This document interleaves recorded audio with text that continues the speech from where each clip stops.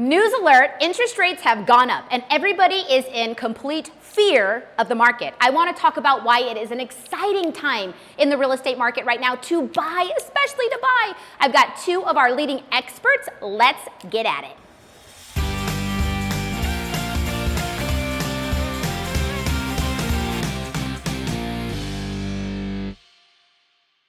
Okay, so who I have with me today is the mortgage expert, Mr. Bill Gaylord with the Gaylord Hansen team. Yes, standing ovation. And one of my lead realtors and agents on the Rexford Group team, Miss Colleen Huff. So guys, what I want to talk about today is the market as it currently stands, okay? I think that we all have whiplash from the market 2 months ago to the market today. Colleen, I'm a buyer. I call you 2 months ago to buy a house. What did that phone call sound like? If you called me 2 months ago to buy a house, you were still frantic, you had no idea where to start, even if you've purchased before, and you just didn't know what was up and what was down. So you're probably calling me to get an update on what I thought, where you should buy, what your price point should be, even if you should buy just at all. Okay. If you're calling me now. Well, let's say that I gave you a I need way more than $500, a $500,000 budget to buy a house, okay? And I want to place an offer on a home. What were some things, what were the expectations that you were laying out in front of me on what to expect, how that process was going to feel, what the timelines would feel like, what my offer would look like? So I have $500,000 I want to purchase 2 months ago in Las Vegas, Nevada. What were your expectations? First thing I would be asking you is your want versus need list. I need to make sure that what you want in a home is within that $500,000 price point.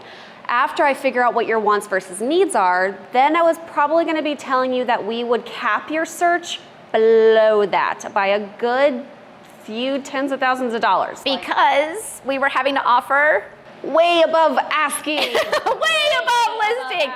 Okay, so I have a $500,000 pre-approval, and we probably were searching in the 475 range, because even if it was listed at 475, was there a good chance I'd be submitting a 495, maybe even $500,000 offer? There was a great chance, if not 90 to 100% chance that that's what you were going to be doing. How many offers would I be going up against? Probably 10, if not more. Yep. I would say, yeah, we were anywhere between 5 to 15. And this was the conversation, guys. This was the conversation that we were having with clients. And not to suck any fun out of my job and what we do, but it was not a fun conversation, okay? I'm telling buyers, you're gonna be submitting offers that are $10,000 to $15,000, even more, $20,000, $25,000 above list price, okay? On top of that, if you're financing, we have to get something called an appraisal. Yes. Right? Exactly. And if that appraisal wasn't coming in at the offer price that we made on a home, what were buyers having to do, Bill? Well, they would have to come in with a difference. They would either, one, have to come in with a difference, which can be a large amount. They've already set aside a certain amount for the down payment. And then if it doesn't appraise, they're going, you have to make up that difference on the appraisal. And so it's like, oh my God, where am I going to come up with that money? Right. So it's very difficult. Or they could go to the seller and renegotiate, but at the time, At the time, that wasn't happening. Like, no, we got other offers. Actually, we had to put it in writing up front to even get the offer accepted that we would be willing to pay that 10, 15, 20,000 or waive the appraisal contingency, waive it all together, which came back on the realtor to make all those comps and assessments of the market and really give them the value of, hey guys, you're offering $500,000 on this house. There is no comp on the block that goes above 480. And you want to waive the appraisal, which means you have to be prepared to not only put down your down payment and your closing costs, but that additional potential $20,000. Yes. Okay, that was the conversation 2 months ago. Not fun. We said it very often, like it's taking a little bit of the fun out of what we did. Those phone calls were not fun. Fast forward 6 weeks, 2 months, let's call it, okay? Completely different scenario. Right? It was within a week or two. Right, that it went like Sudden. and this is what I shouldn't do this because that's going to entice fear. So a lot of people think that the market is tanking or crashing right now. And I'm gonna be the big person that says, no, it's not. This is what's happening. I'm such a visual person, I'm a mom. I'm a homeschool mom, so this is how we go. Here's the market, so fast and such a high speed that we couldn't continue that trajectory, correct? So right now we are seeing what I'm gonna call a level off or a softening of the market. And really right now, you guys, we're completely inside of what we call a traditional market. This is normal. This isn't scary. This is normal.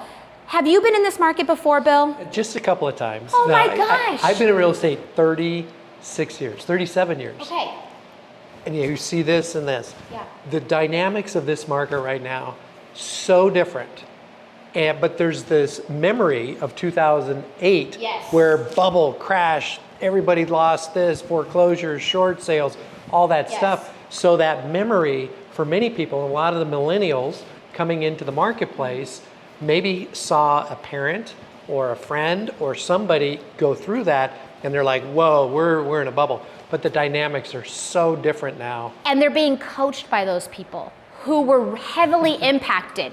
We hear it all the time. Oh, my mom, my aunt told me just to keep renting. So we have these millennials that are in the position to buy because they're making excellent income and they've done everything right with their credit score.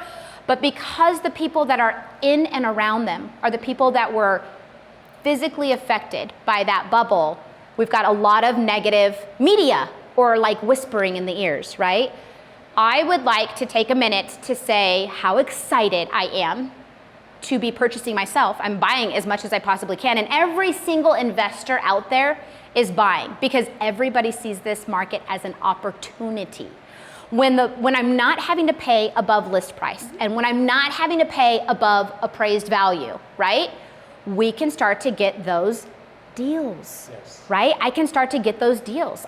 If a house is sitting, and if I have patience, if a house sits for about 30 days and it's sitting at, let's say, that $500,000 mark, I may be able to come in a little bit less, or, this is for buyers, listen up, or instead of going right after purchase price, think about liquidity. Go after your closing costs, right? We're seeing that all the time now. And because a lot of people, a lot of borrowers, Yeah. buyers are looking at the payment and go, I can't afford that payment at that price. So we're seeing a lot of sellers start contributing towards buy downs, 2-1 buy down, permanent buy down, and it's lowering their payment right now so that they can get into the market and have the payment that they desire, but also it's a win for the seller. What's a buy down, Bill? So a buy down is simply this. The seller contributes money towards your closing costs and you buy your interest rate that, say today's rate is 5.5%, a 2-1 buy down would lower it down to 2%. So it'd start out at 3.5% for the first year, then would go to 4.5% the second year, and then would go back to the 5.5 as the market is today. But a lot of times the market, we believe, is going to adjust and we'll see lower rates. So within that 2-year time period, there's a really strong likelihood that they you could can refi. refinance That you and can get refi. that lower rate. But on a $500,000 loan, it's almost a $600 a month savings in their payment for the first year. And that makes a difference, That right? does. That's a lot of money. That does. And I would say whether you went the buy down rate or whether you went even just closing costs straight off the cuff, the amount of money that I have to come out of my savings account to put down for closing costs, that is a huge savings up front too. If let's say there's a $200 to $500 difference on mortgage, but I had the seller give me $10,000. Somebody do the math, I don't know. $200 over the course of how many months would it take you to see that $10,000 back? And again, like we said, we're all projecting that we're gonna see a moment where we can refinance the house anyways. So buyers, again, yes, it's a consumer thing, wanting to get a deal. Oh, the house is listed for $500, let's get it for $460. One, you're hurting your own comps that you're buying into, your own housing track, right?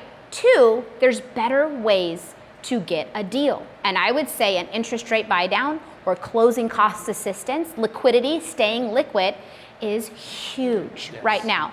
Okay, now I want to hit on really quick, and I'm sorry, Colleen, this is probably going to go back to Bill for a second. So the reason why we had that push to the market, one, we had historically low inventory. Sellers were kind of sitting on their homes like, woo, that ride roller coaster, woo! Got some major equity coming in, so people were sitting. We didn't have a lot for sale, and interest rates were low, and there was rumor of the interest rates going up. So it was just like a flop. Yeah, these people are just rushing to buy. Now the interest rates went up a few times, and it scared people. Everybody went, oh, here it comes, you know, and everybody got scared, guys. And this is what I'm actually going to wrap up on probably. Please take a moment. We love mom. We love dad. We love the aunties and the uncles that are giving us advice. We do. And sometimes they're right. Sometimes they're wrong. I want to encourage you to do your own research. And I'm not expecting you to hit this number out of the park, Bill, but I just want like an average. About 50 years ago, 40 years ago, which is in a lot of our lifetimes, what were interest rates sitting at, roughly? If you go back decades, right, we're lower than virtually 4 out of the last 5 decades. And they're reasonable. They're still, and I'm going to use a big term here, they're still historically low. I know when my parents first bought their home, so not that long ago, and when I'm saying not that long ago, it wasn't, you know, I mean, it's attainable time range, guys, 18%. 17 and 18%. 1981. And people are freaking out about 6 or 5.75. So that's what I'm saying. Right now, if people are waiting for the market to crash, because that was the conversations 2 years ago. I'm just going to wait for the market to crash. Market's not going to crash, but the market is softening right now, guys. You can get deals, you can get buy downs, you can get closing cost assistance, right?